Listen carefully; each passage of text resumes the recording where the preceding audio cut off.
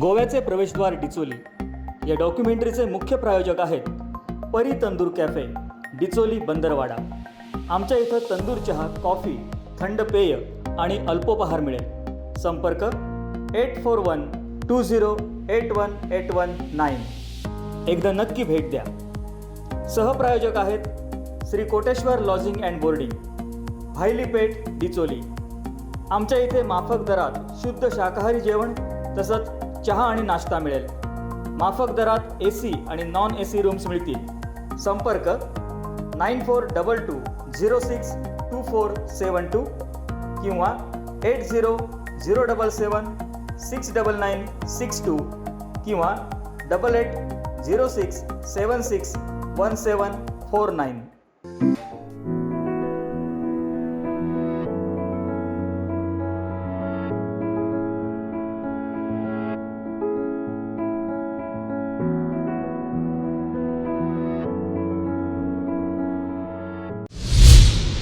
पूर्वी असं आख्यायिका होती की डिचोलीचं नाव हे पूर्वी भतग्राम होतं असं म्हटलं जातं। भतग्राम म्हणजे त्याला दोन आख्यायिका आहे की म्हणजे या डिचोलीमध्ये सुबकता एवढी होती की इथं भाताचा पैदाई जास्त होती, पण भाताच्या पैदासामुळे कदाचित त्यांना भतग्राम हा नाव देण्यात आलं असेल। नाहीतर कदाचित भत म्हणजे भक्त आणि भक्तांचा ग्राम असल्या कारणाने हा भतग्राम म्हणून परिचित झाला असेल। त्याच्यापूर्वी असं पण आख्यायिका आहे की डिचोलीला म्हणजे भतग्राम नावाने ओळखायचं, पण डिचोली शहर हे डिचोली दिव्यांचं प्रतीक आहे आणि दिव्यांचे प्रतीक असल्या कारणाने डिचोलीला अजूनही कासारवाडा आहे, तिथं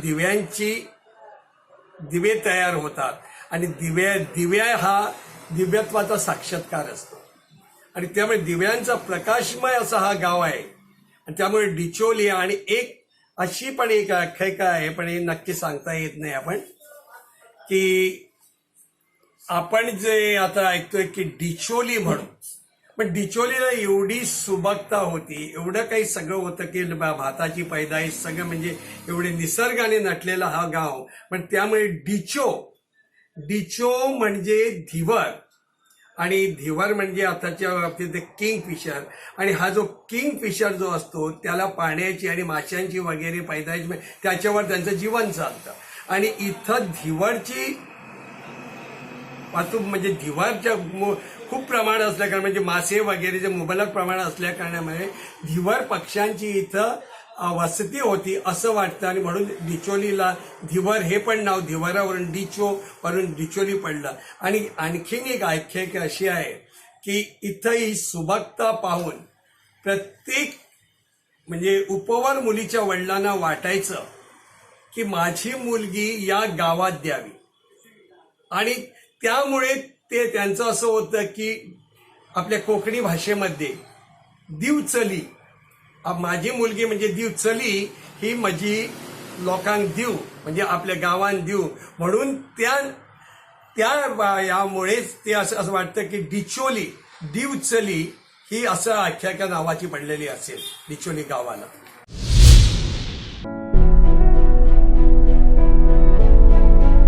निसर्ग संपन्न गोव्याच्या उत्तर भागात वसलेला आणि महाराष्ट्राच्या सीमेलगत असलेला नितांत सुंदर तालुका म्हणजे डिचोली। एका अर्थानं डिचोलीला गोमंतकाचं प्रवेशद्वार म्हटलं तर ते चुकीचं ठरणार नाही। उत्तर गोवा जिल्ह्यातल्या 6 तालुक्यांपैकी डिचोली हा एक तालुका। या तालुक्यात 22 गावं आणि 4 शहरं आहेत। डिचोली शहराची लोकसंख्या सुमारे 15,000च्या वर आहे। डिचोलीला नगरपालिका असून शहरात तालुका स्तरावरची सर्व शासकीय कार्यालये आहेत। त्यामुळे डिचोलीत नेहमीच शहराच्या आजूबाजूच्या परिसरातून लोक मोठ्या प्रमाणात येत असतात। त्यामुळे डिचोली नेहमीच गजबजलेली असते। डिचोलीला ऐतिहासिक महत्त्व आहे। अगदी थेट पांडव काळ आणि बौद्ध काळाच्या खुणा डिचोलीत पाहायला मिळतात। जवळच लामगाव आहे। लामा म्हणजे बौद्ध धर्मगुरू, त्यांच्या वास्तव्यावरूनच या भागाला लामगाव म्हटलं जातं असं जाणकार सांगतात। त्याचबरोबर इथं असलेली पांडवकालीन गुहा सुद्धा डिचोलीचं ऐतिहासिक महत्त्व अधोरेखित करते। लामगाव बुद्ध केव म्हणून सुद्धा जागतिक स्तरावर ही गुहा प्रसिद्ध आहे. ही गुफा एक हिस्टॉरिकल गुफा आहे. हळूहळू जर त्याची हिस्ट्री बघितली तर लोक सांगतात पहिले इकडे लामा लोक आले होते, मग ते पांडव आले होते, पण त्यांच्याने कशी काय गुफा तयार केली काय हे मला माहीत नाही. पण आपल्या गावातले लोक सांगतात एकदम चांगली गुफा आहे, हिस्टॉरिकल आहे. त्याच्यानंतर इतर सायंटिस्ट पण आपले गोवा राज्याचे हे आहे आपले पुरातन काळाचे, ते पण मला येऊन 2 वाटी भेटले होते. त्यांच्यानी आपले इकडे संशोधन केलं होतं. पण पुढे काय झालं हे मला माहीत नाही. पण ही एक हिस्टॉरिकल गुफा आहे, त्याच्याबद्दल भरपूर इकडे हे होतात, प्रोग्राम होतात, हे होतात. पण एक सांगायचं म्हणजे की त्यांच्यानी जी हे केले होते त्या आतमध्ये एक बाय आहे असं एक लोक म्हणतात आपल्या इकडे. जनावरे पण आहे, साप, मोठे मोठे साप आहे. तुम्ही कधी ह्या गुफेत जाण्याचा प्रयत्न केला का? तुम्ही जाऊन आलात का? लहान लहान वयात 9वी 10वीत होतो त्यांना, त्यावेळी आम्ही 1-2 वेळा गेलो होतो. पण तिकडे आपल्याला एक हे नाही, एक 10-15-20 मिनटं आपण गेलो पुढे, पण रिटर्न आलो. पण जर पुढे पुढे जातो तिकडे तिकडे अंधार कमी होतो, आपली लाईट पण गेली, हे पण गेलं. पण त्यावेळी तसं नव्हतं. पण आपण बघितलं आहे, बाय बघितलं आहे मी, आणि साप पण 2 अजगर मिळाले होते. त्याच्या पलीकडे आणि काय, आम्ही 4-5 मुलं गेले होते, आपले फ्रेंड होते ते गेले होते. इथे पुरातत्व भागाच्या लोकांनी येऊन संशोधन केलं, इथून काय काय रिसर्च करण्यासाठी त्यांनी वस्तू नेल्या असतील. पुढे त्यांचं काय झालं किंवा त्यांचा फॉलोअप झाला का, किंवा सरकारने पुरातत्व विभागातर्फे इथे काही सांगितलं आहे का, काही करणार किंवा काही ह्या जागेबद्दल राखीव ठेवण्यासाठी? हो, सरकारने 2 वेळा मी सरकारला कॉन्टॅक्ट केलं, टुरिझम डिपार्टमेंटला आणि गोवा गव्हर्नमेंटला. पण आपले पूर्वीचे आमदार होते त्यांनी पण हे इकडे येऊन एक त्यांना लोक पाठवले होते. संशोधन पण झालं, पण पुढे काय झालं माहीत नाही. पण त्यांनी मला सांगितलं होतं जर हिस्टॉरिकल प्लेस आहे ना आपण ती राखून ठेवायची, त्याच्याबद्दल काहीतरी करायचं इकडे. पण त्यांच्यानी सांगितलं त्यावेळी फंड देतो, हे देतो, ते देतो, पण पुढे झालं नाही तसं. त्याचं फॉलोअप पण घेतलं नाही मी. फॉलोअप घेतलं तर चांगलं झालं असतं. मग आता चालू आहे माझं फॉलोअप. निघतंच मी इकडे यायला वाढ नाही, हे नाही, ते करायला मी चालू ठेवलेलं आहे. आता वाढ झाली आहे, लोकांना यायला मिळतं. आता हळूहळू याचा हे होते, प्रचार होते. पण हा गोवा टुरिझमच्या डिपार्टमेंटामध्ये हा लामगाव केव्स आहे, पण इंटरनॅशनल डिपार्टमेंट आहे ना त्याच्या पद्धतीने हे आहे, रेकॉर्ड आहे. छत्रपती शिवाजी महाराज आणि छत्रपती संभाजी महाराज यांच्या पदस्पर्शानं पुनीत झालेल्या डिचोली शहराला ऐतिहासिक दृष्ट्या फार महत्व आहे. संभाजी महाराजांनी गनिमी काव्याच्या माध्यमातून पोर्तुगीजांना धडा शिकवला. छत्रपती शिवाजी महाराज आणि संभाजी राजे यांनी डिचोली भागात काही काळ वास्तव्य सुद्धा केलेलं आहे. डिचोली जवळ 7 किलोमीटर अंतरावर असलेल्या श्री सप्तकोटेश्वर देवस्थानचा जीर्णोद्धार छत्रपती शिवाजी महाराज यांनी 6 एप्रिल 1668 साली केला होता. जीर्णोद्धार प्रसंगाचं वर्णन करणारा शिलालेख म्हणजेच शिवरायांचं नाव कोरलेलं नार्वे गावाजवळील श्री सप्तकोटेश्वर मंदिर. सप्तकोटेश्वर हे कोकण प्रांतातलं प्राचीन मंदिरापैकी एक आहे. मूळचं हे मंदिर दिवाड म्हणजे त्यावेळच्या दीपवती बेटांवर होतं. अशी आख्यायिका आहे की काही साधूंनी दिवाड बेटावर तपस्या केली तेव्हा सप्तकोट म्हणजे 7 कोटी वर्षानंतर भगवान शिवशंकरानं त्यांना दर्शन दिलं. मग त्या साधूंनी महादेवाजवळ याच गावात राहण्याचा वर मागितला आणि म्हणून याला सप्तकोटेश्वर असं नाव पडलं. देवळाच्या प्रवेशद्वारावर शिलालेख कोरलेला आहे जो या जीर्णोद्धाराची साक्ष देतो. 12व्या शतकात कदंब राजानं आपली पत्नी कमलादेवीसाठी हे मंदिर बांधलं अशी नोंद आहे. श्रीत महादेवाचं जे लिंग होतं, जे आपलं बेटावर होतं, दिवाडी बेटावर, जे डिचोलीच्या एका गावामध्ये ठेवलं होतं आणि नंतर 3 वर्षांनी ते इकडे आणलं गेलं. त्याची स्थापना या ठिकाणी केली गेली होती आणि या ठिकाणी श्री भगवतीची स्थापना केली होती. म्हणजे भगवती ही तर महादेवाची बायको, हे दोघे जण बरोबरच असायला पाहिजे. आणि या ठिकाणी श्री छत्रपती शिवाजी महाराजांनी अभिषेक केला या ठिकाणी. आणि अभिषेक केल्यानंतर ते पुढले की देव भिजतो आहे, देवाला शंभर पाहिजे. त्याचं कारण असं होतं की हे आपण जे भिंत बघतायत ना, हे आपण भिंत त्या भिंतच होत्या, 2 भिंती होत्या. इकडे ही पण एक भिंत होती. सो 2 भिंती होत्या आणि या भिंतीवर छप्पर नव्हतं. त्याच्यामुळे पावसात पाणी पडायचं. आणि शिवाजी तर महाराज एकदम बुद्धिवंत माणूस, त्याने त्यांच्या लक्षात आलं की जर इकडे छप्पर नाही तर मग देव तर भिजणार, तिकडे पाणीच पाणी होणार, देवावर पाणी पडणार. म्हणून त्याने सांगितलं की देव भिजतो आहे, देवाला छप्पर पाहिजे. आणि त्यामुळे शिवाजी महाराजाने या मंदिराचा पाया घातला. माझ्या माहितीप्रमाणे की डिचोली इथं लामांचा वास्तव्य होतं. लामा म्हणजे बुद्धांचं वास्तव्य होतं आणि त्याच्यामुळेच कदाचित लामगाव ह्या नावानं नाव प्रसिद्ध आहे. आणि जर आपण आता तिथं बघायला गेलो तर तिथं ती एक गुहा आहे आपली. ती गुहा म्हणजे ते त्यावेळीचं बौद्ध काळाचं प्रतीक असं दिसतंय. ती जी बनवली आहे, ती घडवली आहे, म्हणजे त्याचं ते त्या काळाचं असं. आणि लामगाव होतं. नंतरच्या काळात हळूहळू त्याचं असं रूपांतर पांडवाची होळी आपण म्हणतो, पांडवाची गुहा म्हणून पण ती ओळखली जाते. पण लामा हा बौद्ध काळातला हे आहे आणि त्यामुळे लामामुळे ते लामांचं वास्तव्य इथं होतं, म्हणून त्याला लामगाव असं नाव मिळालं असं मला तरी वाटतं. रोजच्या कटिंग स्पेशलचा कंटाळा आलाय? चला तर मग परी कॅफेकडे. तंदूर चहा प्यायचा तर फक्त परीकडेच. अस्सल मातीच्या सुगंधाचा मनमुराद आस्वाद इथे मिळतोय. वाफाळलेल्या चहा कॉफी सोबत गरमागरम भजी, वडे, समोसाही पोटोबा शांत करतात. उकाड्यापासून हैराण जरी झालात तर कोल्ड्रिंक्सचा आस्वाद घ्यायचा तर परीकडेच. फ्रूट सॅलड, विविध प्रकारचे चवीचे आईस्क्रीम येथे उपलब्ध आहे. चला तर मग परीकडे. मित्रांसह सर्व डिचोलीवासियांचा फेवरेट कॅफे परी. आजच भेट द्या. आमचा पत्ता बंदरवाडा, डिचोली, गोवा. अधिक माहितीसाठी संपर्क 84 12 08 18 19. छत्रपती शंभूराजे मोहिमेवर असताना काही दिवस डिचोलीत राहिले होते. औरंगजेबाचा 4था पुत्र अकबर जेव्हा संभाजीराजांच्या आश्रयाला आला तेव्हा याच गावात त्याला एक वाडा बांधून देण्यात आला.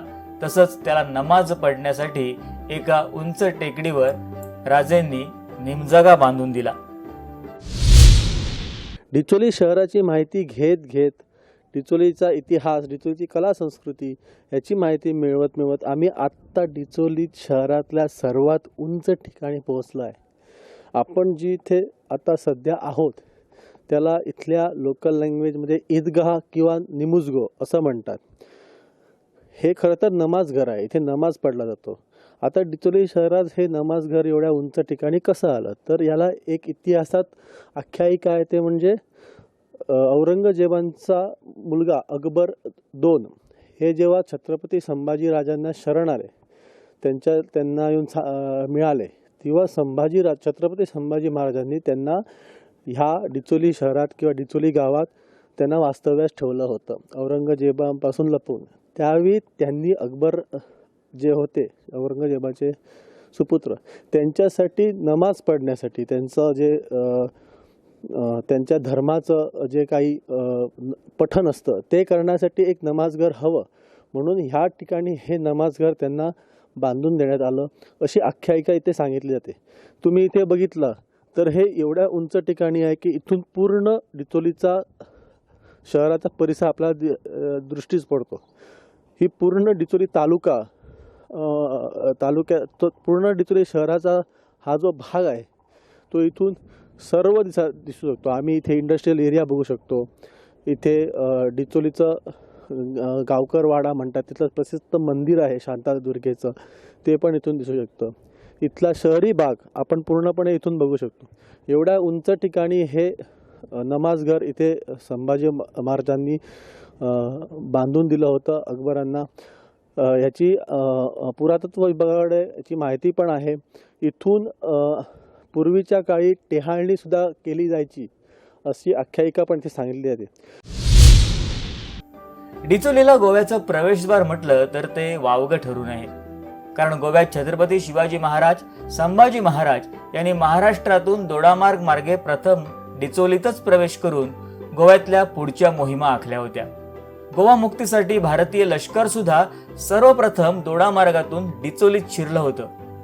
असं म्हणतात की 19 डिसेंबर 1961 गोव्याला मुक्ती मिळाली.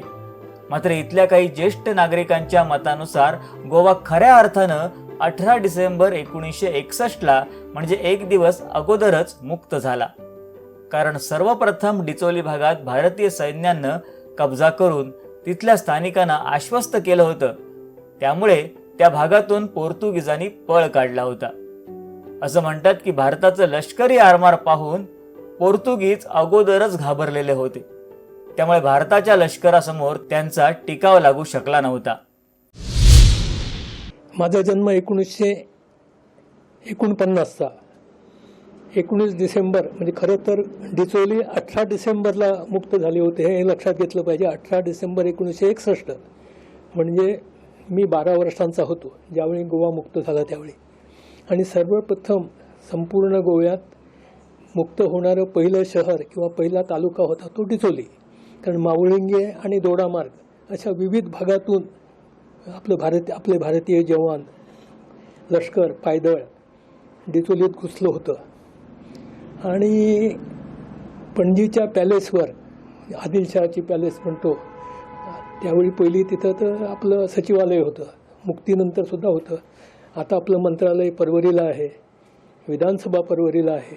तर त्या आदिलशहाच्या पॅलेसमध्ये पोर्तुगीजकालीन प्रशासकीय केंद्र होतं. म्हणजे राज्यपाल वगैरे त्यावेळेचा गव्हर्नर होता वासालू सिल्वा, ते वगैरे तिथं बसायचे. तर सांगायचा मुद्दा असा की 19 डिसेंबरला सकाळी 61 सकाळी भारतीय तिरंगा तिथं ध्वजा फडकावला गेला, म्हणून 19 डिसेंबरला गोवा स्वतंत्र झाला असं आपण म्हणतो. पण ॲक्च्युली काही भाग 18 डिसेंबरलाच झाला होता आणि त्याच्यामध्ये डिचोली हे महत्त्वाचं केंद्र होतं. तर मी त्यावेळी पोर्तुगीज चौथी, त्याला आम्ही सेगुंद ग्राव म्हणायचो. आणि मला वाटतं इंग्लिश काहीतरी 8वीमध्ये असेल, 7वी-8वीमध्ये. त्यामुळे गोव्याच्या मुक्तीसाठी आणि आमच्या गोव्यात की आमच्या गावात छोटंसं गाव व्हाळशी आहे, आणखी कोणाकडे रेडिओ नव्हता. रेडिओ म्हणजे लाईट तर नव्हतीच, त्यामुळे होता तो ट्रान्झिस्टर. त्यामुळे त्याच्या बिल्लीचं चित्र असलेलं एव्हरीडी त्या बॅटऱ्या घालून तो ट्रान्झिस्टर वाजायचा. मुद्दा असा आहे की भारतीय लष्कर आत घुसतं आहे, हे सगळं आम्हाला मुंबईच्या वगैरे त्या बातम्यावरनं कळायचं आणि लोक आमच्या घराकडे यायचं तेवढं ऐकायला. कारण आणखी कुणाकडे ट्रान्झिस्टर, रेडिओ वगैरे काही नव्हतं. 18 डिसेंबरला ही मुक्त झाली डिचोली. तुम्ही शालेय जीवनात होता, तुम्ही बघितलं असेल की लष्कर असे फिरत असतील रस्त्याने वगैरे, तर तो त्यावेळेचा माहोल म्हणजे 18 डिसेंबरचा माहोल स्वातंत्र्याच्या पूर्व संध्याकाळ आपण म्हणू शकतो. ती कसा 18 डिसेंबरच्या मध्यरात्री पहिल्यांदा त्यांनी मला वाटतं डिचोलीचा पूल उडवला. कोणी पोर्तुगीज सैनिकांनी माघार घेता घेता पळटा, कारण भारतीय सैन्य आत येऊ नये म्हणून. आणि त्याच्यानंतर त्यांनी अस्नोड्याचा पूल उडवला. पार म्हणतात ना आपण, पार नदीवरचा जो पूल आहे. हे दोन्ही त्यांचे प्रचंड आवाज आम्ही घरात बसून एका कोपऱ्यात घाबरत बसून आम्ही सबंध रात्रभर कोणी झोपलत नव्हतं म्हणा, तर ते ऐकलेले आहेत. आणि नंतरच तरी भारतीय लष्कराच्या इंजिनियरनी, गॅरिसन असं काहीतरी मला वाटतं त्या विभागाला नाव आहे, त्यांनी बॅली ब्रिज उभारले, म्हणजे लोखंडी पूल. आणि लगेच त्याच्यावरनं त्यांच्या चिलखती गाड्या, बख्तरबंद गाड्या म्हणतात त्या, रणगाड्यासुद्धा त्याच्यामधून आत आले. आणि पोर्तुगीजाकडे सैनिकच नव्हते, मला वाटतं 3-1 हजार त्यांच्याजवळ पोलीस असतील, पोलीस फोर्स, आणि जुन्या पद्धतीच्या कुठच्या तरी बंदुका होत्या. भारतीय सैन्य 30,000 आपल्याकडे पायदळ पाठवलं होतं. पुन्हा रणगाडे होते, वरून विमानं धावायची याची लढाऊ. त्यामुळे ते बघूनच पोर्तुगीज घाबरले होते. आणि त्यांनी पळ काढला किंवा त्यांनी नंतर शरणागती पत्करली. मुद्दा असा की भारतीय लष्कर आत शिरलं, त्यांना कुणीही प्रतिकार केला नाही डिचोलीत किंवा कुठच्या. फक्त 1-2 ठिकाणी, मला वाटतं बेतीत, त्या ठिकाणी एक दोन भारतीय सैनिकावर गोळ्या झाडल्या. तो तिरंगा लावायला गेला त्यावेळी एक शीख जवान होता त्याच्यामध्ये, म्हणजे लष्करी अधिकारी. नाहीतर इथं एक गोळी झाडली गेलेली नाही पोर्तुगीजांकडून किंवा भारतीय लष्कराकडून. म्हणजे शांतपणाने अशा पद्धतीने याच्यावर कब्जा मिळवला गेला डिचोलीवर. आणि आमच्या घराच्या शेजारी जिथं आता हाऊसिंग बोर्ड आहे वाळशीत, तिथं लष्कराचा कॅम्प होता. जवळजवळ 3-4 महिने जवान इथं होते. आणि त्यावेळी तुम्हाला सांगतो की गोवा स्वतंत्र झाल्यानंतर लगेच जनरल KP कॅन्डेत त्यांना गोव्याचे लष्करी गव्हर्नर म्हणून नेमलं गेलं. आणि नंतर 6 महिन्यांनी नंतर मग मुलकी राजवट आली. तुमकूर शिवशंकर हे पहिले नायब राज्यपाल होते, लेफ्टनंट गव्हर्नर, कारण गोवा संघप्रदेश होता त्यावेळी ना मुक्तीनंतर. तर त्यामुळे तो कॅम्प होता लष्कराचा, आम्हाला काही त्रास झाला नाही. ऑन दी कॉन्ट्ररी ग्रामस्थ जायचे, त्यांच्याशी बोलायचे, कारण आमचे मुक्तिदाते होते ते भारतीय सैन्य.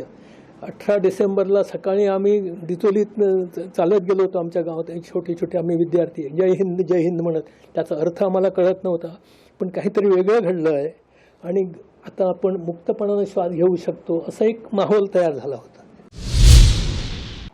चला दादा मराठेंच्या हॉटेलवर. डिचोलीतील प्रसिद्ध व्यावसायिक श्री दादा मराठे यांचे Koteshwar lodging and boarding, Bhaylipeth, Dicholi.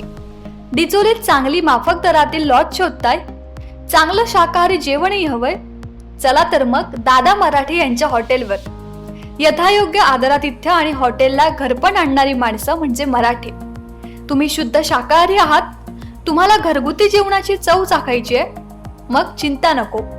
घरगुती पद्धतीचा चहा, नाश्ता आणि जेवण मिळण्याचं एकमेव ठिकाण म्हणजेच कोटेश्वर लॉजिंग अँड बोर्डिंग. पुरी भाजी, उपीट, पोहे, चहा, कॉफी सकाळी 8 ते 10 या वेळेत अगदी घरगुती पद्धतीने मिळेल. दुपारी किंवा रात्रीच्या जेवणाचीही सोय इथे आहे. AC, नॉन-AC रूम देखील अगदी माफक दरात इथे उपलब्ध आहेत. 24 तास गरम आणि थंड पाणी, खेळती हवा हे येथील रूमचं वैशिष्ट्य आहे. चला तर मग दादा मराठेंच्या हॉटेलवर. अधिक माहितीसाठी संपर्क 9422062472 किंवा 8007769962 किंवा 8806761749.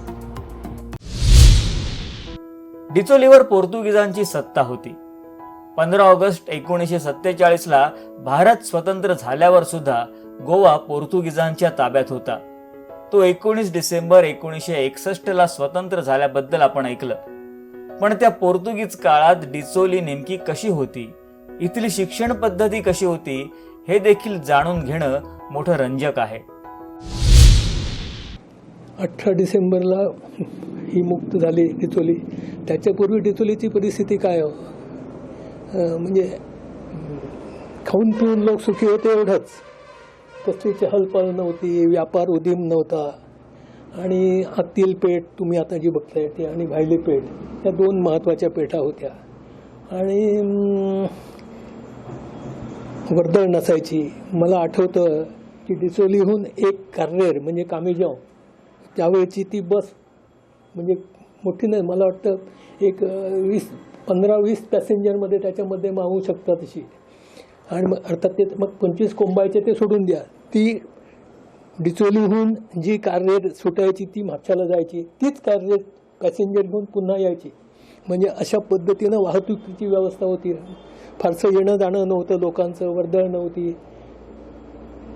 गाड्या तर मला वाटतं डिचोलीत 4 व्हीलर्स 3 किंवा 4 व्यक्तींकडे होत्या. त्यात झाटिये होते, शेटिये होते आणि विनायक नाईक, वसंत बाबूराव नाईक त्यांचं कापडाचं दुकान आहे. अशी 2-4 माणसं सोडले तर 4 व्हीलर्स नव्हते. मोटरसायकल, स्कूटर्स तर नव्हत्याच त्यावेळी. स्कूटर्स हा प्रकारच नव्हता त्यावेळी. मोटरसायकल 1-2 त्यात आमचे प्रिन्सिपल होते अवर लेडी ऑफ ग्रेस हायस्कूलचे फादर. आणि बाकी सगळ्याकडे कॉमन व्हेकल म्हणजे सायकल. तर अशा प्रकारची ती डिचोली होती. आणि त्याच्यानंतरचं गेल्या 60 वर्षामधलं त्याचं जे स्थित्यंतर आहे या गावाचं, जसं गोवा बदलत चाललं आहे, सगळं जग बदलतं आहे, देश बदलला आहे, तशी डिचोली पण बदललेली आहे, आता भरभराटीला पोचलेली आहे. तुम्हाला त्या मानानं मार्केटमध्ये गेल्यानंतर तुम्हाला वर्दळ आढळते. नंतर बसेस आणि हे वाहतूक, आणि आता मला सांगा, ज्याच्या घरी 2 टू व्हीलर्स नाहीत असं एकही घर मिळेल का कुठं? डिचोलीतच नव्हे, कुठंच मिळणार नाही. 4 व्हीलरचा आता सुळसुळाट झालेला आहे. त्यामुळे हे ट्रान्सफॉर्मेशन सगळं मी गेल्या 60 वर्षामध्ये याची देही याची डोळा बघितलं. आणि त्यावेळेची डिचोली सुनसान डिचोली होती. लाईट नव्हती, रस्त्यावर नव्हती, आणि 7 वाजल्यानंतर सगळं अगदी सामसूम असायचं. सिनेमा नव्हता, थिएटर नव्हता, फक्त होती ती याची आपली उत्सवी नाटकं आणि तीच करमणुकी. आपले जे याला होतात काल्या जत्रामध्ये ती नाटकं हा एकमेव करमणुकीचा प्रकार होता. शालेय जीवनात होता जेव्हा गोवा स्वतंत्र. मला सांगा, त्यावेळेचं पोर्तुगीज शिक्षण तुम्ही घेतलंय, त्या शिक्षणाबद्दल थोडीशी माहिती जर मिळाली, कसं शिक्षण होतं, काय होतं? आपण कसं ABCD म्हणतो, पोर्तुगीजमध्ये A B C D असं ती वॉकॅब्युलरी होते. अगदी 3री 4थी म्हणजे फार एलिमेंटरी होतं ते. त्यामुळे फार, आणि आता मी सगळं ते विसरूनही गेलो आहे, पण त्यांचा जास्त भर आपल्या डिक्टेशन, शुद्धलेखन याच्यावर असायचा. आता सेकंड ग्राव म्हणजे 4थी, फार काय नव्हतं. त्यामुळे 4थीतल्या मुलाला काय येत असेल. आणि गेल्या 18 डिसेंबर 1961ला डिचोली मुक्त झाली आणि आम्ही पोर्तुगीज शिक्षणातून मुक्त झालो. 20 डिसेंबरपासून आम्ही जायचं बंद केलं. आमचे वडील वगैरे म्हणाले, अरे आता नाही, आता म्हणते पोर्तुगीज गेले, पोर्तुगीज भाषा पण जाणार, आता कशाला पाहिजे वगैरे. त्यांनी फारसं भर दिला नाही. पोर्तुगीज जाऊन द्या, पोर्तुगीज भाषेनं तुमचं काय घोडं मारलं आहे, तुम्ही शिका, असं तेही म्हणाले नाहीत. आणि आम्ही सकाळी इंग्लिश शिकायचो आवर लेडी ऑफ ग्रेसमध्ये आणि संध्याकाळी पोर्तुगीज शिकायला जायचो. ते मग फक्त आम्ही सकाळचं सत्र चालू ठेवलं इंग्लिश, आणि पोर्तुगीज शिक्षणाला सोडचिठ्ठी दिली. गोवा स्वतंत्र झाला, म्हणजे आता शिक्षणाचाच मुद्दा चालू आहे. गोवा स्वतंत्र झाल्यानंतर पूर्ण गोव्यात म्हणा किंवा डिचोली शहरात खूप कमी शाळा होत्या. मग भाऊसाहेब बांदोडकरांनी शाळा सुरू केल्या, टीचर्स बाहेर गावाहून आणले. तर साधारण किती वर्ष गेली ह्याला सुरुवात व्हायला आणि शालेय शिक्षण भारतीय पद्धतीने सुरू व्हायला?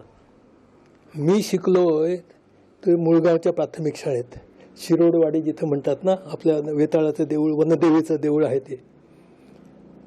1ली ते 4थी आम्ही तिथं शिकलोय. आणि आमचे वडील आणि ती मुळगावच्या काही ग्रामस्थांनी मिळून एक बाहेरचे गुरुजी आणून ठेवले होते, खानोलकर नावाचे, आणि तिथं आम्ही शिकलो. सरकारी शाळा, प्राथमिक शाळा किंवा कच्च्या शाळा नव्हत्याच. मुक्तीनंतर मात्र ज्यावेळी बांदोडकर भाऊसाहेब मुख्यमंत्री झाले, त्यांनी गावोगाव प्रत्येक वाड्यावर प्राथमिक शाळा सुरू केल्या. कारण त्यांनी धोरण ठेवलं होतं असं, जोपर्यंत पिढी शिक्षित होत नाही तोपर्यंत बाकी सगळ्या विकासाला काही अर्थ नाही. इन्फ्रास्ट्रक्चरच्या बाबतीत त्यांनी बाकीच्या गोष्टी हळूहळू केल्याच, पण त्यांचा मुख्य भर प्राथमिक शिक्षण, मुलं शिक्षित झाली पाहिजेत या गोष्टीवर होता. आणि वाड्यावर म्हणून त्यांनी जिथं मिळेल, कुणाची झोपडी होती तिथं शाळा, मी गुरुजी पाठवतो, मुलं तुम्ही पाठवा, अशा पद्धतीनं शिक्षणाचा प्रसार. भाऊसाहेब बांदोडकर 10 वर्ष गोव्याचे मुख्यमंत्री होते, त्यांनी त्यांच्या काळात झाला. नक्षीदार काठीवरी रेशमी वस्त्र, त्याच्यावर चांदीचा लोटा, उभारुनी मराठी मनाची गुढी, साजरा करूया हा गुढीपाडवा. सर्व डिचोलीवासियांना गुढीपाडव्याच्या आणि नवीन वर्षाच्या हार्दिक शुभेच्छा. शुभेच्छुक सौ दीपा संगमपळ, नगरसेविका प्रभाग क्रमांक 6. विसरून ती स्वप्ने भूतकाळातील, वाटचाल करूया नव आशेची, उभारून गुढी सुख समृद्धीची, सुरुवात करूया नववर्षाची. सर्व डिचोलीवासियांना गुढीपाडव्याच्या आणि नवीन वर्षाच्या हार्दिक शुभेच्छा. शुभेच्छुक Nagvekar jewellers, gold, silver and diamond ornaments, Dicholi shop number 12, ground floor, Skylark apartment, near Dicholi municipality, Dicholi, Goa. Mobile number 9168284899. सौंदर्यानं नटलेल्या या शहरात सर्व धर्माचे लोक गुण्यागोविंदाने राहतात. डिचोली ही कलाकारांची खाण मानली जाते. कित्येक नाट्य कलाकार, गीतकार, गायक डिचोलीनं देशाला दिले आहेत. प्रसिद्ध गायक पंडित अजित कडकडे, गोव्यातल्या प्रादेशिक भाषेचे जनक शणै गोयबाब ही दिव्य व्यक्तिमत्व डिचोली शहरातीलच. शणै गोयबाब हांचो जल्म ह्या घरान 23 जून 1877 ह्या दिसा जाला. ते कोंकणी खातीर वावुरपी एक व्हडले मनीस आसा आनी तांच्यांनी कोंकणी खातीर खूब पुस्तकां बरयल्या. ल्हान भुरग्यां खातीर तशीच जाणट्यां खातीरूय बरयल्या. वज्र लिखणी ही जाणट्यां खातीर तर बाबू मामाचो पणस हो भुरग्यां खातीर अशी कितलीशीं पुस्तकां खूब पुस्तकां बरयल्लीं आसा.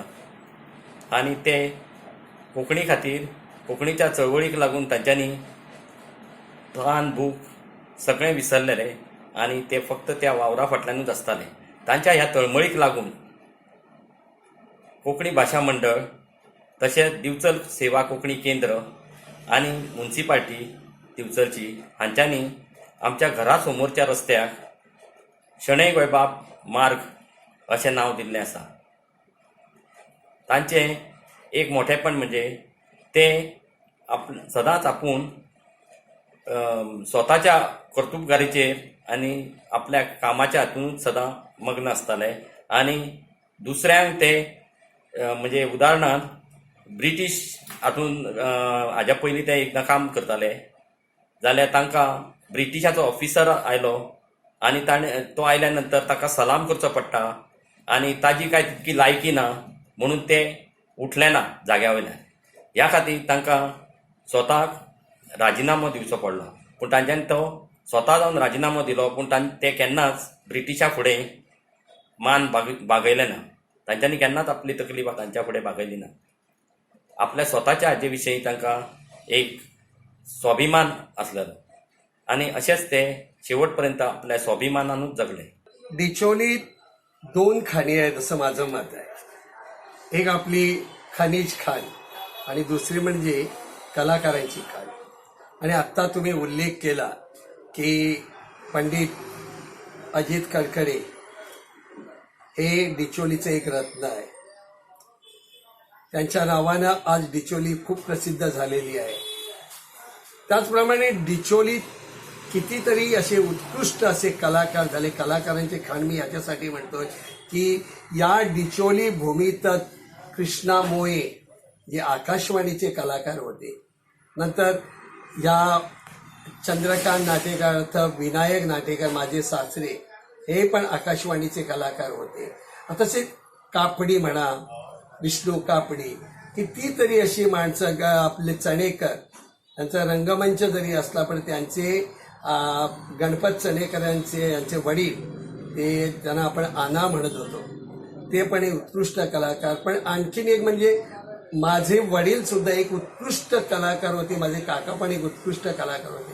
आणि या डिचोलीमध्ये अशी प्रत्येक कलाकाराची खाणच आहे असं मला तरी वाटतं.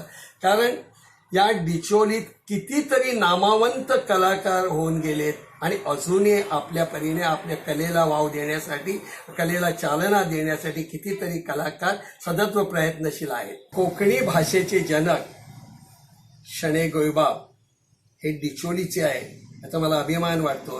आणि त्याच्यापेक्षा जास्त मोठा अभिमान वाटतो याच्यासाठी की शणै गोयबाब हे आमच्या वार्डमध्ये आहे, आतिलपेठमध्ये, आणि त्यांचं वसती स्थान जे आहे, घर जे आहे ते आमच्या आतिलपेठेमध्ये आहे. आणि त्यांनी एक ज्योत पेटवली कोकणीची आणि आज त्या ज्योतीचं एवढं रूपांतर झालंय की गोव्याची राज्यभाषा या कोकणी ही भाषा झालेली आहे, ही त्यांच्यामुळेच झालेली आहे कोकणी. पण एक गोष्ट मात्र खरी की कोकणी जरी गोव्याची भाषा झाली, आमच्या डिचोलीमध्ये त्यांचं स्थान असलं तरी पण मराठी आणि कोकणी एकत्र नांदतात हे सगळ्यात महत्त्वाचं आहे. कारण इथं दुजाभाव नाही, प्रत्येकाला आपापली भाषा प्रिय असते, पण कोणी एका प्रत्येक भाषेचा मत्सर इथं कोणी करत नाही, हे सर्वात मोठं आहे.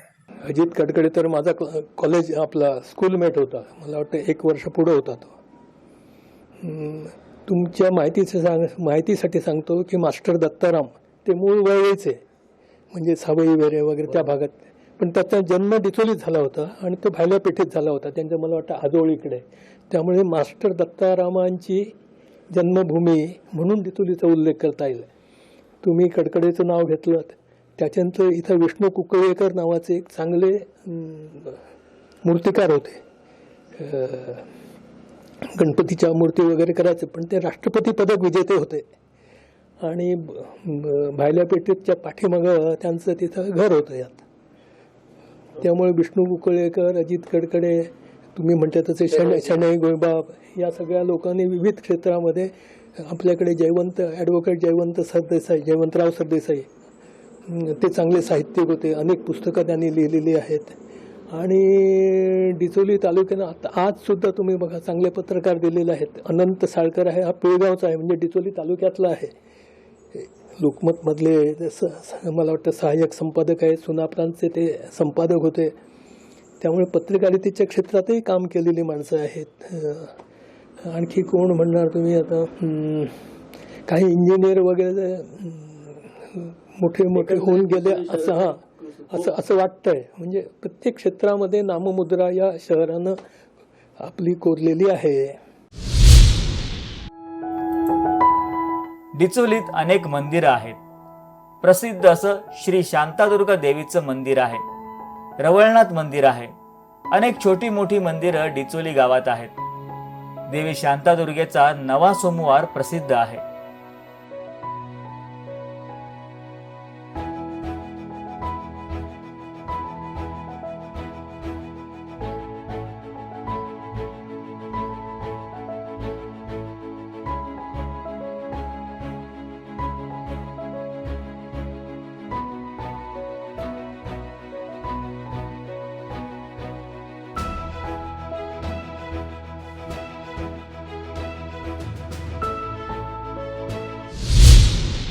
आपण आत्ता ज्या ठिकाणी आहोत ते डिचोली शहरातलं बोड्डे हे ठिकाण आहे. आणि या बोड्डे या ठिकाणाच्या माझ्या मागे तुम्ही बघू शकता, इथे एक देवस्थान आहे.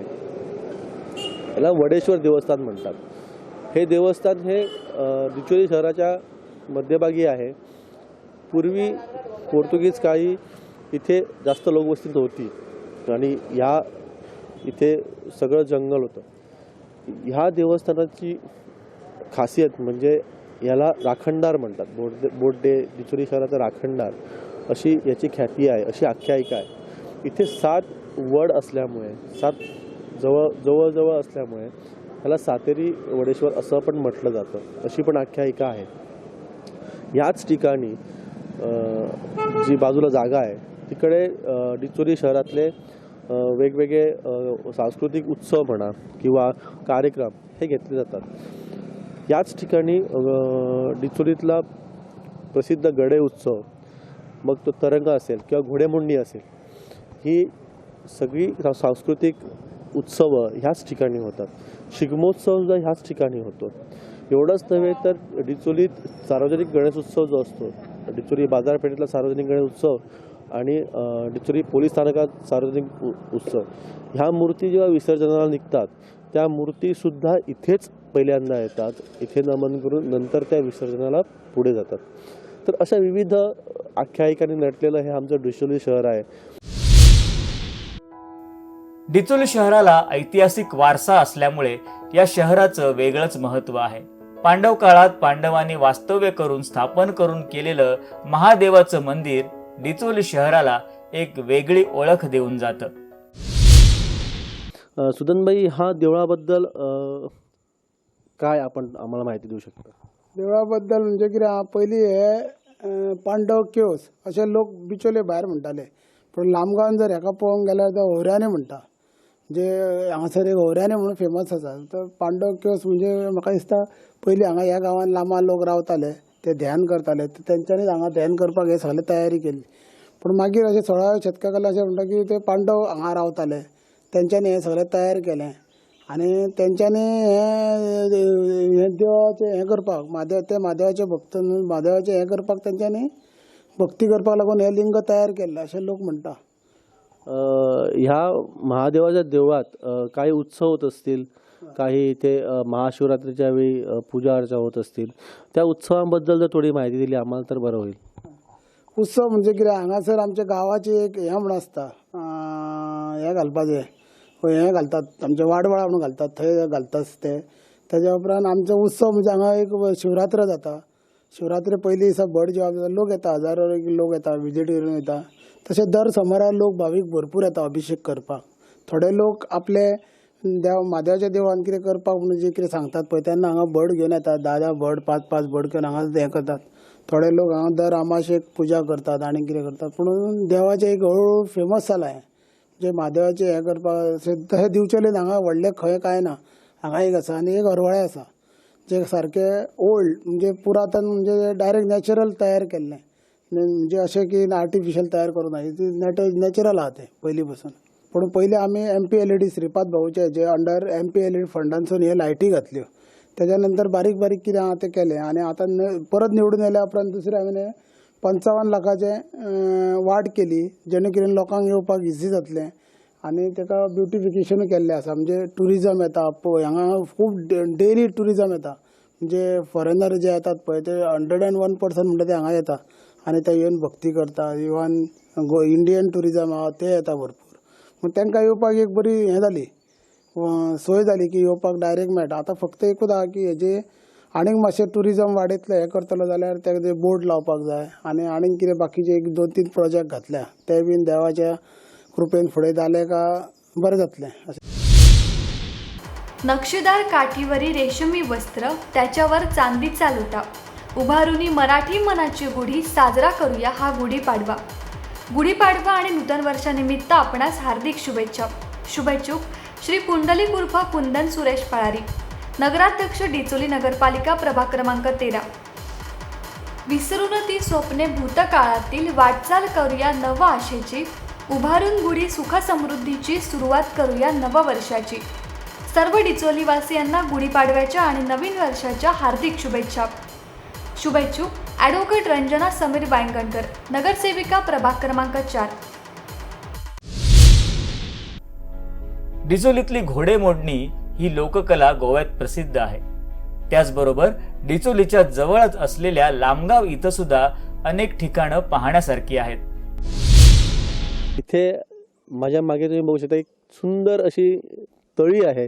या तळीला एक इतिहास आहे. या तळीला एक आख्यायिका आहे.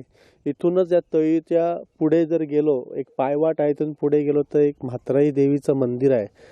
असं म्हटलं जातं की म्हात्राई देवी जेव्हा इथे वास्तव्यास आली त्या देवीने स्वतःसाठी निर्माण केलेली ही तळी आहे असं इथे आख्यायिका बोलली जाते. ह्या तळीचं पाणी एकदम गोड आहे आणि ही तळी जी आहे या तळीची खासियत म्हणजे ही तळी कधीच या तळीचं पाणी कमी होत नाही. कितीही उन्हाळा असू दे, कितीही उष्णता वाढू दे, या तळीचं पाणी कधीच कमी होत नाही. ह्या तळीला खालून एक झर आहे. या तळीचं पाणी झरी वाटे आपण डिचोलीच्या शहरात जातं आणि ही एकमेव झर अशी आहे, ही एकमेव तळी अशी आहे डिचोली शहरात, तिचं पाणी कधी आटत नाही. ह्या तळीचं पाणी पण गोड आहे. आता इथे गणपती उत्सवात गणपतीचं विसर्जन पण इथे केलं जातं. गावचे लोक इथे येऊन गणपतीचे विसर्जन करतात. डिचोली शहराचा कारभार नगरपालिकेच्या वतीनं चालतो. 1971ला डिचोली नगरपालिकेची स्थापना झाली, पण आता डिचोली शहर खूप विस्तारलं आहे. सुरुवातीला 7 वॉर्ड असलेलं हे शहर आता 14 वॉर्डांचं शहर बनलंय. डिचोली नगरपालिकेला पंतप्रधान नरेंद्र मोदी यांचा उत्कृष्ट नगरपालिकेचा पुरस्कार मिळालाय. नगराध्यक्ष पुंडलिक उर्फ कुंदन फळारी यांच्या नेतृत्वाखाली डिचोली नगरपालिकेचा कारभार फार उत्तम प्रकारे सुरू आहे. नगराध्यक्ष हा त्या शहरातल्या लोकांसाठी असतो. नागरिकांना केव्हाही नगराध्यक्षाला भेटता आलं पाहिजे यासाठी कुंदन फळारी यांनी त्यांना भेटण्यासाठीची वेळच फलकावरून काढून टाकली. तुम्ही वेळ जी काढली, आधीच्या नगराध्यक्षांनी वेळ काढली नव्हती, इकडे वेळ होती, पण तुम्ही पहिलं काम केलं की नगराध्यक्षांच्या खालची वेळच काढून टाकली. त्याचं कारण काय? कारण म्हणजे मला जास्तीत जास्त वेळ दिवून जाय म्हाका लोकांक बिचोलच्या त्यांचे बरे म्हणजे त्यांची कांयच कामां उरोवंक जायना. मेन म्हणजे म्हाका काम करूंक जाय, म्हाका बिचोलीक फुडें व्हरोंक जाय. जो पर्यंत हांव आसा ह्या खुर्चेर तो पर्यंत म्हाका जास्तीत जास्त लोकांची सेवा आनी लोकांची जी कामां आसा ती वाटचालीक लावंक जाय. हांव जाणा खूब फावटी येता हांगा 4-4, 5-5 फावटी मारता लोक.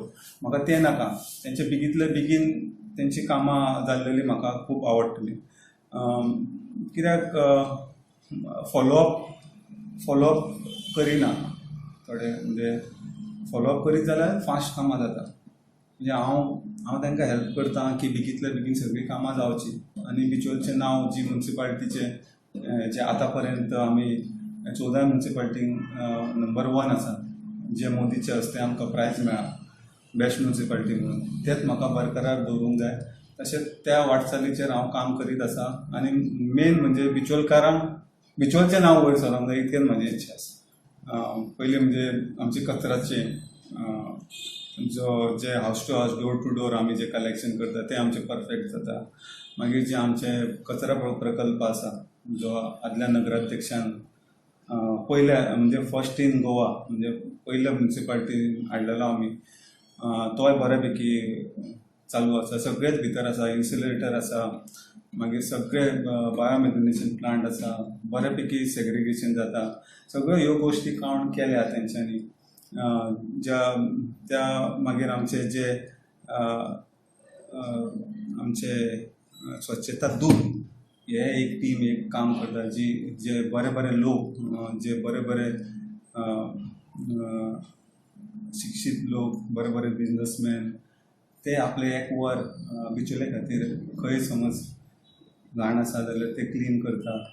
तेंचे एडवायज आसता आमकां, सांगतात ते हांगा हें करूंक जाय, म्हणजे साफ करूंक जाय. तेंचे एडवायज घेवन आमी फुडें वयता.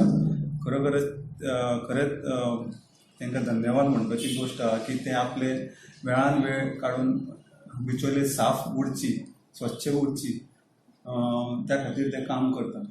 ते एक तेंचे एक आमकां एक एग्जाम्पल ते करूं शकता जाल्यार आमी कित्याक करूं शकना. त्या खातीर एक सगळ्याच नगरसेवकांनी मनार घेतला की आपली एरिया, आपलो वॉर्ड बरो साफ दवरचो. ते कारण एक आसूं शकता की सर्वेक्षण आसता तेंचें. सर्वेक्षणान आमी एक बऱ्यापैकी स्वच्छ बिचोली म्हणून तांकां मेळ्ळां आसतलें. तुमचं आता कार्यकाळ जे सुरू झालं, काय विकास कामं करण्याचं ध्येय तुम्ही तुमच्या समोर ठेवलेलं आहे? विकास कामां चालूच आसा आनी आमी ना सुद्दां जाल्यार विकास कामां बिचोलची चालूच उरतली. तुमी आतांच पळयलां आसतलें Valshe to Mahamaya to Shantadurga school अशें वायडनिंगचें काम, ब्युटिफिकेशनाचें काम चालू आसा.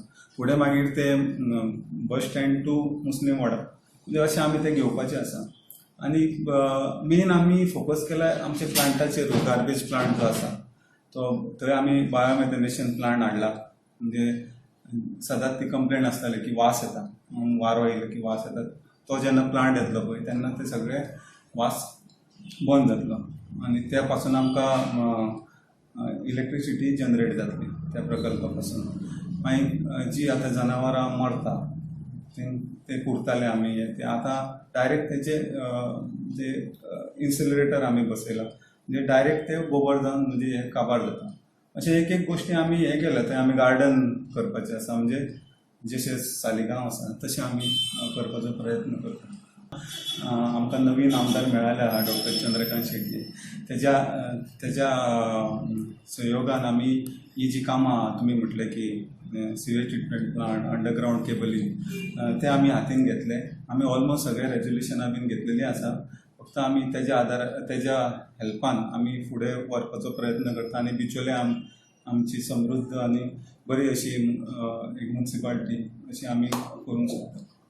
एक इच्छा आसा कितें तरी करचें बिचोले खातीर आनी मेन हेल्प करपाचो लोकांक, म्हणजे जे बिचोलचे आसा कोणीय आसना ते भायरचे सुद्दां ना म्हणिना करपाचो प्रयत्न करता आनी जाता थोडी जाता कामां, म्हणजे बरें पडटलें म्हाका. डिचोली शहराला कुंदन फळारी यांच्या रूपानं एक चांगलं व्हिजन असलेला तरुण नगराध्यक्ष मिळाला असल्यानं डिचोलीचं भविष्य उज्ज्वल आहे. तरी देखील डिचोलीचा पूर्वीचा काळ पाहिला तर जुने लोकनेते भाऊसाहेब बांदोडकर यांच्याविषयी सर्वांच्याच मनात आदराची भावना आहे. त्यावेळेला डिचोलीला टेकून असलेला 70 तालुका आणि पेडणे तालुका ह्या दोघांच्या मध्ये डिचोली तालुक्यात होती. त्यावेळी जी दहशत फिरंग्यांकडून निर्माण केली जात होती त्याच्या मध्यभागी डिचोली असल्यामुळे त्याला जास्त झळ सोसावी लागली होती. परंतु त्यातूनही शिवाजी महाराजांनी आणि त्याच्या मावळ्यांनी सरदारांनी जे काम केलं ते अत्यंत महत्त्वाचं होतं आणि त्यामुळे त्या फिरंग्यांना दहशत बसली. आता पोर्तुगीज कालीन जो डिचोली तालुका होता ते अर्थातच शहरात सुद्धा तांबड्या मातीचे रस्ते होते आणि गोवा मुक्तीनंतर गोव्याचे भाग्यवंते भाऊसाहेब बांदोडकर यांनी सुरुवात करताना गोव्याच्या प्रत्येक भागात प्रत्येक शहरात रस्त्याचं डांबरीकरण करावं, तिथं पाण्याची सोय व्हावी, तिथं आरोग्याची सोय व्हावी, तिथं शैक्षणिक सुविधा उपलब्ध व्हाव्यात यासाठी प्रयत्न केले आणि त्याच्यात डिचोली तालुका आतापर्यंत आघाडीवर राहिलेला आहे. मुक्तीपूर्व डिचोली आणि मुक्तीनंतरचा डिचोली याच्यात जमीन आसमानाचा फरक आहे आणि त्याला आपले आदर्श राजकारणी जबाबदार आहेत. रोजच्या कटिंग स्पेशलचा कंटाळा आलाय? चला तर मग परी कॅफेकडे. तंदूर चहा प्यायचा तर फक्त परीकडेच. अस्सल मातीच्या सुगंधाचा मनमुराद आस्वाद इथे मिळतोय. वाफाळलेल्या चहा कॉफी सोबत गरमागरम भजी वडे समोसाही पोटोबा शांत करतात. उकाड्यापासून हैराण जरी झालात तर कोल्ड्रिंक्सचा आस्वाद घ्यायचा तर परीकडेच. फ्रूट सॅलड, विविध प्रकारचे चवीचे आईस्क्रीम येथे उपलब्ध आहे. चला तर मग परीकडे. मित्रांसह सर्व डिचोलीवासियांचा फेवरेट कॅफे परी. आजच भेट द्या. आमचा पत्ता बंदरवाडा, डिचोली, गोवा. अधिक माहितीसाठी संपर्क 84 12 08 18 19. डिचोली शहरातून फार पूर्वीपासून व्यापार उदीम चालायचा. नदीच्या बंदरात मोठी जहाजं यायची आणि त्या जहाजातून जो माल यायचा तो दोडामार्ग मार्गे शेजारच्या महाराष्ट्रात नेला जायचा. आता सुद्धा त्या जुन्या बाजाराच्या काही खुणा काही ठिकाणी डिचोलीमध्ये दिसतात. जुना बाजार भागात चांगल्या प्रकारे व्यापार होतो. अनेक फिरते व्यापारी त्या ठिकाणी बसून व्यापार करतात. काही वर्षांपूर्वी खनिज व्यवसाय हा इथल्या लोकांचा मुख्य व्यवसाय होता. खाण व्यवसाय सुरू असताना शहरात मोठी वर्दळ असायची. त्याचप्रमाणे बाजारपेठेमध्ये लाखो रुपयांची उलाढाल होते. आजही ती होते, मात्र आर्थिक उलाढालीचं प्रमाण कमी झालंय. आपण आता डिचोली बाजारपेठेमध्ये आहोत आणि डिचोली बाजारपेठेला ऐतिहासिक महत्त्व आहे. इथे काही व्यापारी जे आहेत ते परंपरागत व्यवसाय करत आहेत. त्यापैकीच एक व्यापारी आहेत, त्यांच्याशी आपण आता बोलणार आहोत. त्यांचा मसाल्याचा व्यवसाय आहे. नमस्कार सर, आपलं नाव सांगा बरं. सूरज तेली. बरं, मला सांगा तुम्ही हा व्यवसाय कधीपासून करताय? आमचे बाबा हा व्यवसाय 35 वर्षापासून करत आहे आणि मी हालीच टेक ओव्हर केला आहे. 3-4 वर्षे झाली आणि ऑलमोस्ट आता सांगायला गेलं तर 32-35 इयर्स झाली आहे कम्प्लीट बिझनेसला. एकंदरीत आता तुम्ही आता मसाल्याचे वेगवेगळे पदार्थ आहेत, इतरही इथे दुकानं आहेत, म्हणजे इथे बाहेरची दुकानं किती आहेत आणि इथला जो परंपरागत व्यावसायिक आहे, परंपरागत जो व्यापारी आहे ते इथे किती आहेत आणि बाहेरून स्थलांतर झालेले किती आहे तिकडे? आता बाहेरून स्थलांतर हाली होत आहे, म्हणजे झाली एक आता 5 वर्ष बघितले तर इकडे राजस्थानचे, मारवाडी पण आणि कोण कोण खूप जण येत आहे. पण मसाल्यात तेवढे नाही आहे. मसाल्यात आमचेच आहे, डिचोलचेच आहे, 1-2-3 जणच आहे मसाल्यात. बाकी किराणे वगैरे दुकानामध्ये होत आहे. मतलब जो तो नवीन दुकाने घालत आहे इकडे. तसं डिचोलीची पूर्वीची बाजारपेठ आणि आत्ताची बाजारपेठ त्यामध्ये फरक काय सांगाल? नेमका आता काय फरक जाणवतो तुम्हाला? खूप फरक जाणवतो. पहिली मायनिंग होतं ओपन इकडे, तेव्हा गिराईक भरपूर होतं, पैशाचा फ्लो तेवढा बरा होता तेव्हा. आता थोडं कमी झालं आहे गिराईक, कारण मायनिंग बंद तर चढसे लोक बेकार झाले आहेत आणि कॉम्पिटिशन वाढलं आहे. पाहतो तो इकडं बिझनेसच स्टार्ट करायला जातो आहे. आता आम्हाला काही प्रॉब्लेम तेवढा होत नाही, कारण मसाल्याचं तेवढं सर्वांना ते जमत नाही. आता भुसारी दुकान बघा आणि कसलं दुकान बघा, खूप दुकाने झाली आहे इकडे. तो थोडा इफेक्ट होतोय, थोडे गिराईक कमी होत आहेत, पण मला तेवढं जाणवत नाही. पण लोकांना आता बघितलं तर सगळीकडे सेम दुकानं एवढी वाढली आहे आता, तो काय करू शकत नाही त्यांचं. इथल्या आता डिचोली बाजारपेठेमध्ये आता पायाभूत सुविधा आहेत की म्हणजे नेमकेपणे पूर्णतः त्या समाधानकारक आहेत की कशा काय आहेत? नाही, त्यांच्यानी सारखं सॅग्रिगेट करायला पाहिजे होतं. इकडं आता म्हापसा बाजारपेठ बघा, मडगाव बघा, त्यांचं एक सेक्शन्स आहे.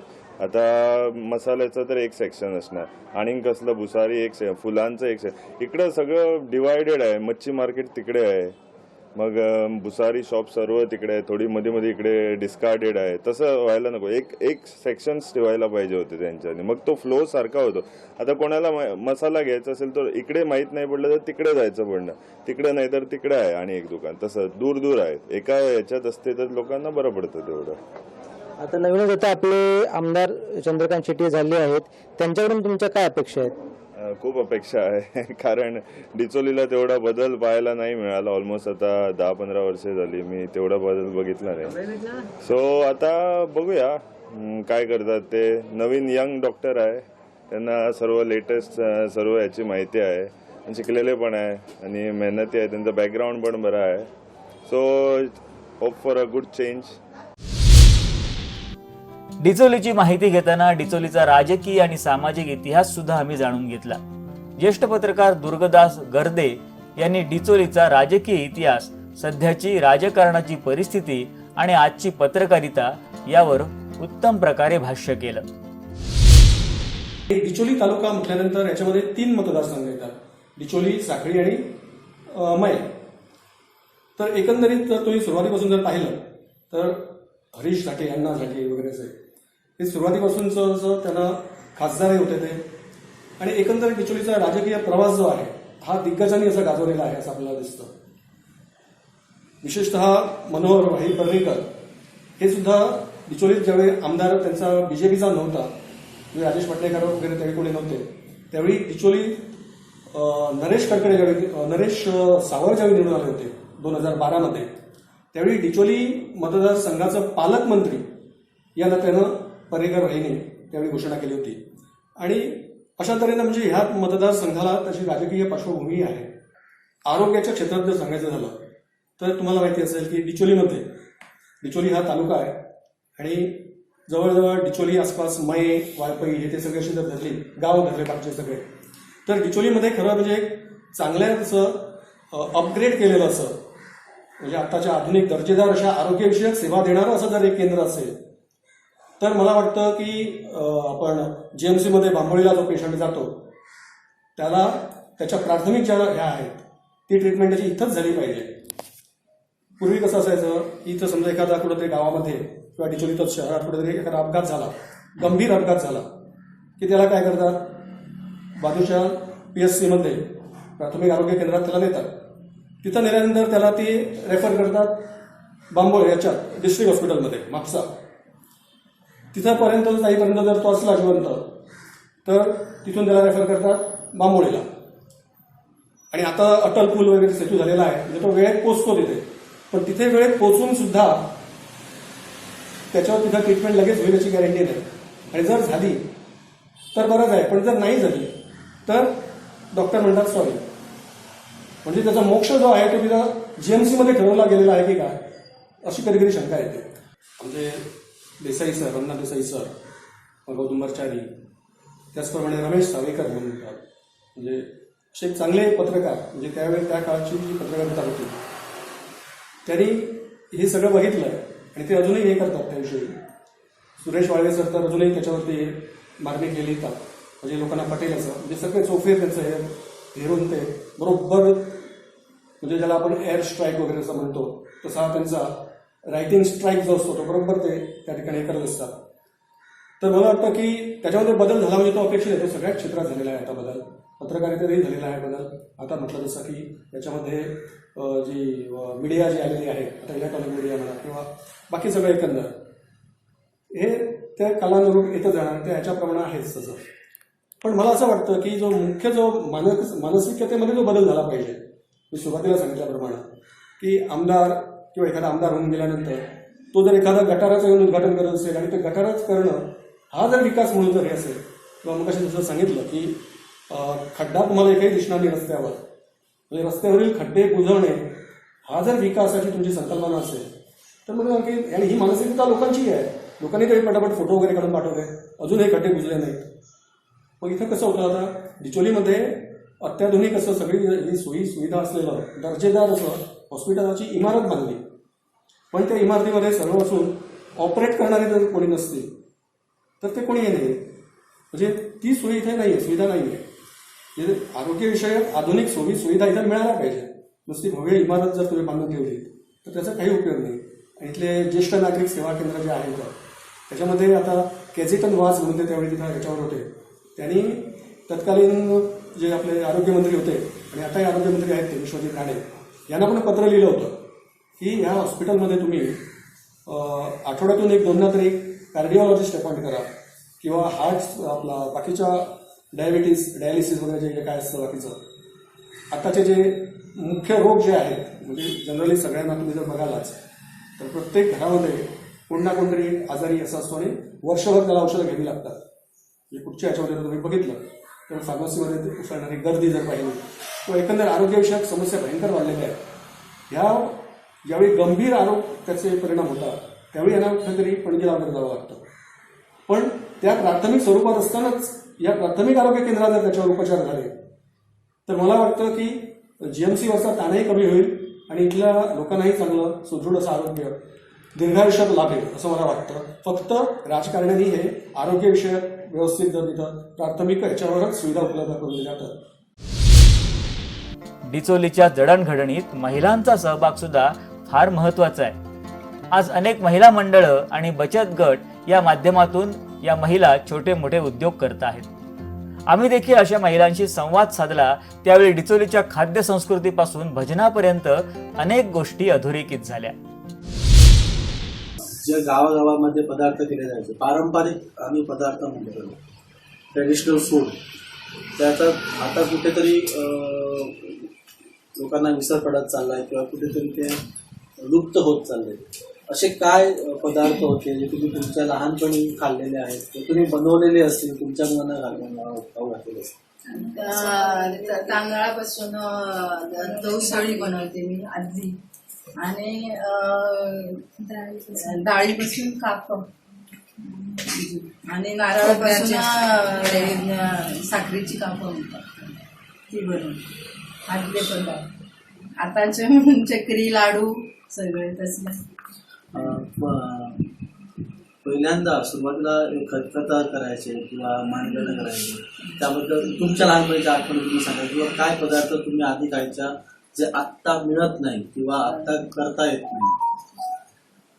आत्ता मिळत नाही म्हणजे आधी कसे तांदळाची बासुंदी बनवायचे. तांदळापासून आधी दूध नाही वापरायचे जास्त, नारळाचा रस घालायचे. नारळाच्या रसापासून त्याच्यात गुळ घालायचे आणि गुळातून ती खीर बनायची. आणि अशी काय डाळीपासून डाळीचं पण तसं डाळ उकडून त्यामध्ये नारळाचा जास्त वापर व्हायचा. नारळ रस वगैरे टाकून गुळ ही त्यांची खीर बनायची. आता हे लोक बनवत नाही. आधी लोक असे सगळं म्हणजे सण आला की खीर आणि डाळीपासूनच बनवायचे. डाळीचं मणगणा म्हणायचे त्याला, हे बनवायचे. आणि अजून सांगायचं तर तांदळाच्या भाकऱ्या वगैरे ते तवतवी गोड पदार्थ चुलीवर बनवायचे. बचत गटाचं नक्की तुमचं काम कसं चालतंय किंवा तुम्ही बचत गटातर्फे काय काम करताय? बचत गटातर्फे आम्ही महिन्याला सगळ्यांकडे पैसे गोळा करतो आणि त्याच्यावर ना इंटरेस्ट काय मिळतो तर त्यांना वाटून देतो असं आहे. आणि आता समजा कोणाकडे शिवणकला आहे, मग हे आता कुकिंगची कला आहे, तर त्यांना ना बाजारात स्टॉल दिला आहे. ते घरी बनवून त्यांनी तिथं जाऊन विकायचं आहे. असं त्याच्यातनं भरपूर फायदा होते त्यांना. आणि घरात काय एकट्यानं कमवून होत नाही ना, त्या संसाराला आपला हातभार लावता. पूर्वी काय होतं, महिला बाहेर जातच नव्हत्या, गेल्या तर फक्त शेतात, नाहीतर चूल आणि मूल एवढंच काय तर होतं. आता तसं नाही. आता प्रत्येक महिला घराबाहेर जाते, मग ते घरकाम असो, पण घराबाहेर जाऊन काहीतरी काम करते, आपल्या स्वतःचं चालवते कसं तरी, दुसऱ्या पुढे हात पसरायला नको असं आहे. महिलांना प्रोत्साहन हे सेल्फ हेल्प ग्रुप भरपूर प्रोत्साहन देतात. सेल्फ हेल्प ग्रुपमुळे महिला खूपच पुढे सरसावल्या आहेत. आणि माझा भजनाचा ग्रुप आहे तो तर पूर्वी महिला गायन म्हणजे काय तुच्छ असं म्हणजे गायन बरोबर नाही, बाहेर जाऊन गायलं महिलांनी सर्वांसमोर काय हे असं म्हणत, तसं आता नाही. आम्ही गावागावात महाराष्ट्रापर्यंत गेलो. रात्री 12 वाजता 1 वाजता, पण घरून आम्हाला सपोर्ट आहे. पूर्वी तसं नव्हतं ना, नवरा कधीच सपोर्ट करत नव्हता, आता तसं नाही. सो मला आमच्या म्हणजे माहेरचं आणि सासरचं असं प्रोत्साहन आहे आणि महिलांना पण घरून प्रोत्साहन आहे असल्यामुळं महिला पुढे गेल्या असं आहे. म्हणजे एक उमेद असते की आपल्याला आता ऑर्डर मिळाली, लवकर कामं करायची, तेही काम करायचं आणि आपल्याला पैसे मिळणार आणि मुलांसाठी आपण काहीतरी खर्च करू शकतो स्वतःकडे, म्हणजे स्वतःचे असे ओन, म्हणजे ते एक मनाला आनंद असतो की आपण कमवलं आणि आपण मुलांसाठी खर्च करतो. आता आम्हाला काही गव्हर्नमेंट नोकरी बी नाही, पण घरात बसून आम्ही थोडं तरी काहीतरी कमवू शकतो. आपण नारी शक्ती म्हणतो, वुमन एम्पॉवरमेंट म्हणतो, पण आत्ता या महिलांशी बोलल्यावर एक गोष्ट लक्षात येते की डिचोली शहरातल्या महिला या स्वतःच्या पायावर ठामपणे उभ्या आहेत, स्वतःचे निर्णय स्वतः ठामपणे घेऊ शकतात आणि जेव्हा एखादी महिला दुसऱ्या महिलेच्या उपयोगी येते तेव्हाच खरं सशक्तीकरण होईल, महिला सशक्तीकरण होईल असं आपण म्हणू. आणि आत्ता ती सुरुवात व्हायला लागली आहे सगळीकडे. डिचोलीतल्या महिला स्वतःच्या पायावर उभ्या आहेत आणि दुसऱ्यांनाही स्वतःच्या पायावर उभं होण्यासाठी त्या मदत करत आहेत. डिचोली शहराची खासियत आपण बघितली, डिचोली शहराची खासियत ही सुद्धा एक आहे की महिला शक्ती डिचोलीची ही ठामपणे आपल्या घर संसाराला सांभाळून सुद्धा समाजसेवा किंवा सामाजिक आपली बांधिलकी जपलेली आहे. चला दादा मराठेंच्या हॉटेलवर. डिचोलीतील प्रसिद्ध व्यावसायिक श्री दादा मराठे यांचे कोटेश्वर लॉजिंग अँड बोर्डिंग, भायली पेठ, डिचोली. डिचोलीत चांगली माफक दरातील लॉज शोधताय, चांगलं शाकाहारी जेवणही हवंय? चला तर मग दादा मराठे यांच्या हॉटेलवर. यथायोग्य आदरातिथ्य आणि हॉटेलला घरपण आणणारी माणसं म्हणजे मराठे. तुम्ही शुद्ध शाकाहारी आहात, तुम्हाला घरगुती जेवणाची चव चाखायची आहे? मग चिंता नको. घरगुती पद्धतीचा चहा, नाश्ता आणि जेवण मिळण्याचं एकमेव ठिकाण म्हणजेच कोटेश्वर लॉजिंग अँड बोर्डिंग. पुरी भाजी, उपीट, पोहे, चहा, कॉफी सकाळी 8 ते 10 या वेळेत अगदी घरगुती पद्धतीने मिळेल. दुपारी किंवा रात्रीच्या जेवणाचीही सोय इथे आहे. AC, नॉन AC रूम देखील अगदी माफक दरात इथे उपलब्ध आहेत. 24 तास गरम आणि थंड पाणी, खेळती हवा हे येथील रूमचं वैशिष्ट्य आहे. चला तर मग दादा मराठेंच्या हॉटेलवर. अधिक माहितीसाठी संपर्क 9422062472 किंवा 8007769962 किंवा 8806761749. आज डिचोली अनेक बाजूनी विस्तारते. परप्रांतातून सुद्धा खूप जण इथं पोटा पाण्यासाठी आलेत आणि इथलेच झाले. डिचोलीकरांनी त्यांना आपलं मानलं. ते इथली भाषा शिकले, इथले तौर तरीके त्यांनी आत्मसात केले आणि ते आता पक्के डिचोलीकर झालेत. सगळ्याला तसा समभाव धर्माने प्रेम मिळतो. बाहेरच्या लोकांना सुद्धा तेवढाच प्रेम देतो डिचोलीकर सुद्धा. आणि गोवामध्ये पण तसेच आहे. मी खूप वेगळा आज मी जो सर्व्हिसला आहे, जो मराठी नीलकंठ मराठे दादा मराठ्याकडे आहे, त्यांनी पण सुद्धा मी त्याच्या 20 वर्ष झाले धंदा बिझनेस सगळा सांभाळतो.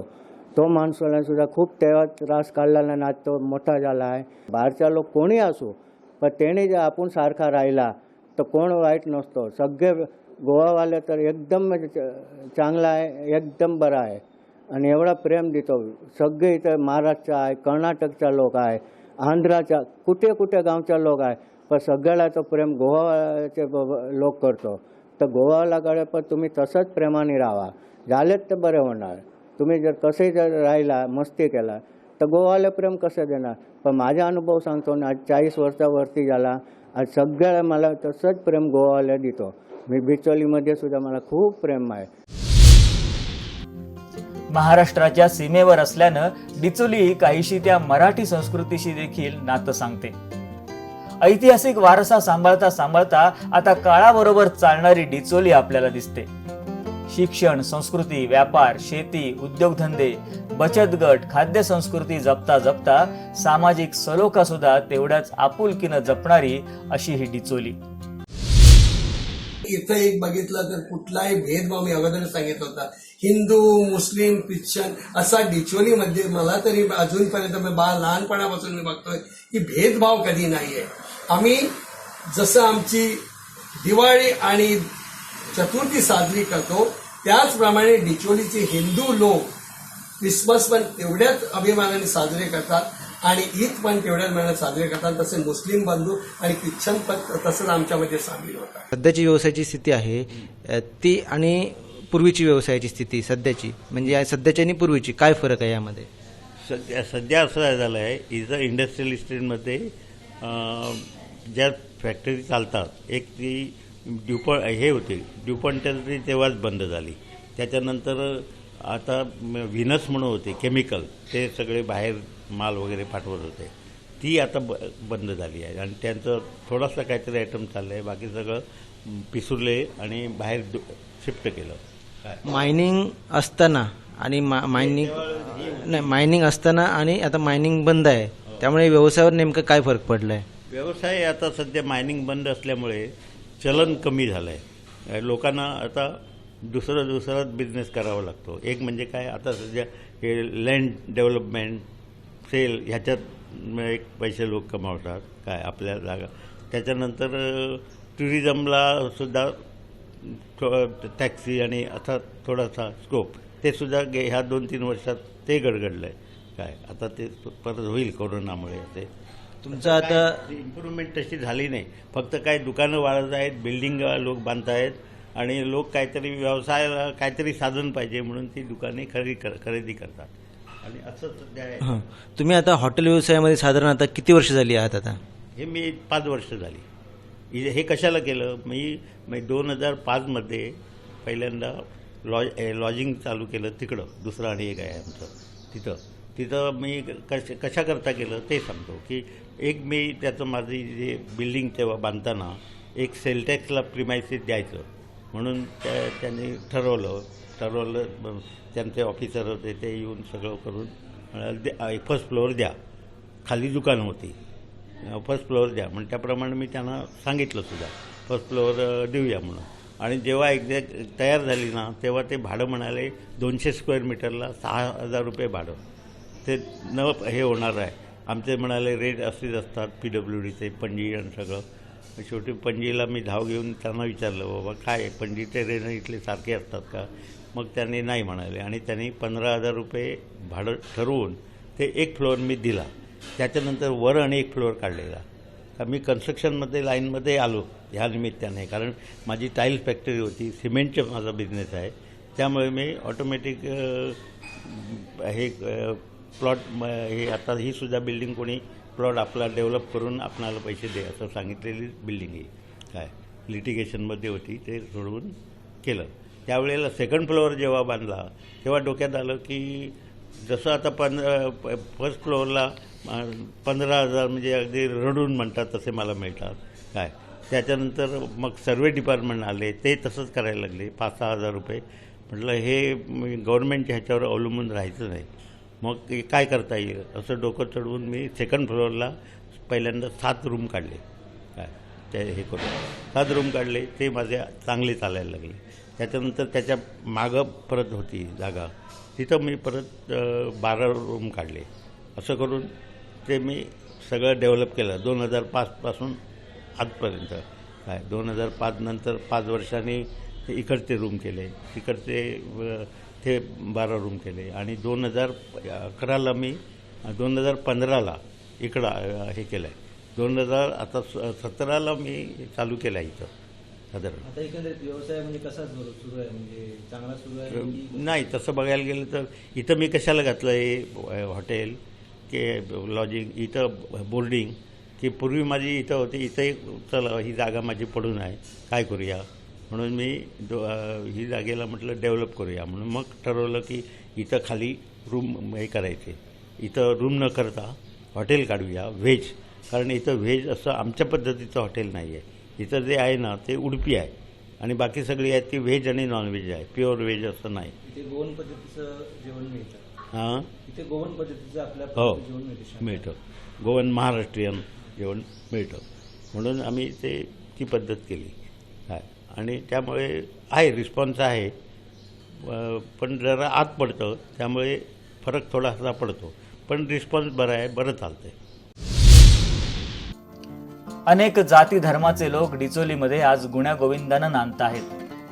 गोव्याची आपलेपणाची संस्कृती आपल्याला गोव्याच्या या पहिल्याच तालुक्यात अनुभवायला मिळते. छत्रपती शिवाजी महाराज आणि छत्रपती संभाजी महाराज यांच्या पदस्पर्शानं पावन झालेली ही भूमी. बौद्ध धर्मगुरूंना देखील इथं वास्तव्य करावंसं वाटलं अशी ही शांत भूमी. इथली शांतता हीच इथली ओळख आहे. आधुनिकता आणि पारंपरिकता यांचा सुरेख संगम साधत लोकांना प्रेम आपुलकी देणारी ही भूमी म्हणूनच सर्वांनाच सामावून घेते. आपण पाहिलं बदलती डिचोली, नेमके स्थित्यंतर कशा प्रकारे झालं, डिचोली शहराचा विकास कसा झाला. पूर्वी ही पंचायत होती, आता पालिका आहे. या पार्श्वभूमीवर एकंदरीत डिचोलीची वाटचाल कशा प्रकारे राहिली, त्या अनुषंगाने बदल कसे होत गेले, सामाजिक असतील, सांस्कृतिक असतील, वारसा लोकांनी कशा प्रकारे जपला हे आपण पाहिलं. काही तज्ज्ञांचीही मतं आपण घेतली, विचारवंतांची घेतली. त्यामुळे आपल्याला एक स्पष्ट झालं की डिचोली हे ऐतिहासिक शहर होतं आणि या ऐतिहासिक शहराची जी पार्श्वभूमी आहे ती अजूनही परंपरा जी आहे, जी परंपरागत स्वरूप आहे ते लोकांनी किंवा जी इथली जनता आहे, डिचोलीवासीय आहेत, ते त्यांनी कायम ठेवलं आहे. विशेषतः म्हणजे इथे भात शेती व्हायची म्हणून तिला भतग्राम असंही म्हटलं जातं. त्यामुळे इथली जी शेती परंपरा आहे, कृषी परंपरा आहे, तेही लोकांनी कायम ठेवली आहे हे आपण पाहिलं. एकंदरीतच सगळे जे डिचोलीचे भाग आहेत किंवा डिचोलीचा जो परिसर आहे किंवा डिचोली शहरामधील जी रचना आहे, उदाहरणार्थ त्यामध्ये सांगायचं झालं तर शिवकालीन बाजारपेठेचा नमुना आपण डिचोलीमध्ये पाहिला. म्हणजे जे ऐतिहासिक पुरावे आहेत, ऐतिहासिक स्थळं आहेत, ती जतन करण्याचा, ती संवर्धन करण्याचा प्रयत्न डिचोलीत झालेला आहे.